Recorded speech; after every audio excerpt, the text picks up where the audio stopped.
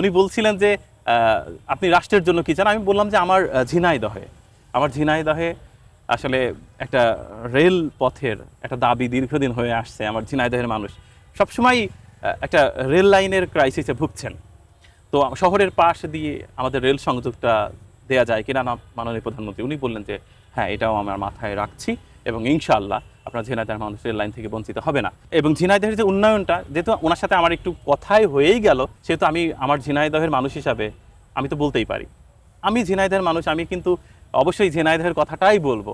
আমার ঝিনাইদহের অগণিত মানুষ যখন শুনবে যে মাননীয় প্রধানমন্ত্রী আমাকে ডেকেছিলেন, আমি তার সাথে 1.5 ঘন্টা বসলাম, আমি কি কথা বললাম, তো সেই জায়গা থেকে আমি বলেছি যে মাননীয় প্রধানমন্ত্রী আমাদের ঝিনাইদহের দিকে আপনি একটু সুনজর দিবেন, আমাদের ঝিনাইদহের স্বাস্থ্য খাতটা আরও যেন ডেভেলপ হয় সেটি একটু নজর দিন।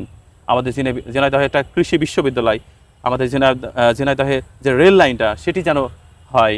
তো উনি বলছেন যে তোমার জেলাটাকে অনেক ভালোবাসেন এবং অনেক কিছু আসলে চাওয়া হয়ে গেল জেলার জন্য। চাওয়া না, আমি জাস্ট ওনাকে মনে করে দিলাম। আমি জানি ওনার মনে আছে, তবুও আমি ওনাকে একটু মনে করিয়ে দিলাম, যেহেতু আমি ঝিনাইদহের মানুষ, আমি গিয়েছি দেখা করতে, কথা বলতে, সুতরাং এটি তো অবশ্যই প্রয়োজন ছিল।